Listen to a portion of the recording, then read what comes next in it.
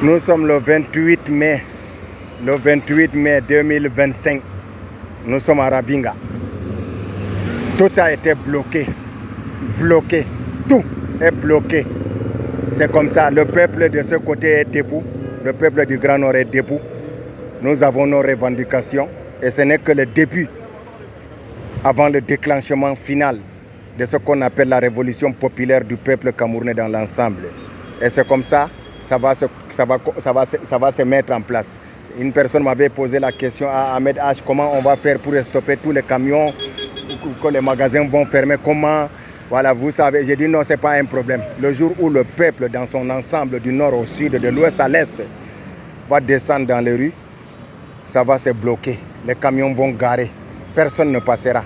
Et c'est la même chose aujourd'hui, ce qui se passe ici à Rabinga aujourd'hui là, c'est la même chose. Mais ça, ce n'est que le début du déclenchement du mot d'ordre collectif. Parce qu'il y aura un appel collectif et le peuple va se mettre dans les rues. Et on va bloquer tout comme on a bloqué aujourd'hui ici à Rabinga. Ça, ce n'est que le début. Et c'est comme ça.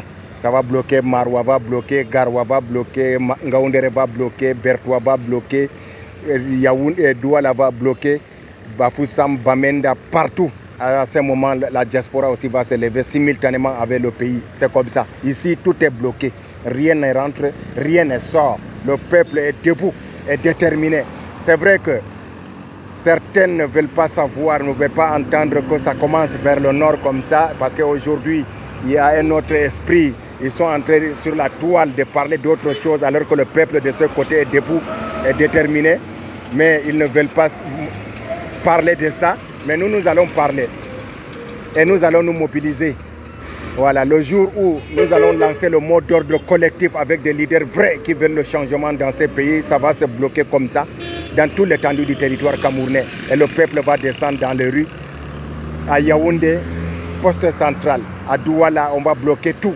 Et le peuple est debout. Garoua, s'il n'y a pas le préfet, vous ne pouvez pas aller à Yaoundé, vous pouvez se mobiliser devant chez le gouverneur, faire des sit-ins là-bas. S'il n'y a pas le gouverneur chez vous, c'est le préfet.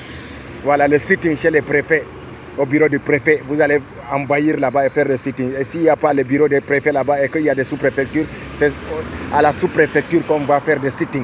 Jusqu'au moment où Yaoundé va dire que Biya a fui, lui et sa bande de copains. Voilà, c'est à ce moment que nous allons rentrer à la maison. Un vent nouveau va souffler sur le Cameroun. Ici, c'est à Rabinga. Tout est bloqué. Le peuple est réveillé. Le peuple du Grand Nord est debout, déterminé cette fois-ci. Voilà, à tout moment, nous allons apprendre, montrer aux gens comment on revendique, comment on manifeste, comment on grève. Voilà, jusqu'au jour où le mot d'ordre collectif va être lancé. Et c'est comme ça doit se passer. Ça, ce n'est que le début.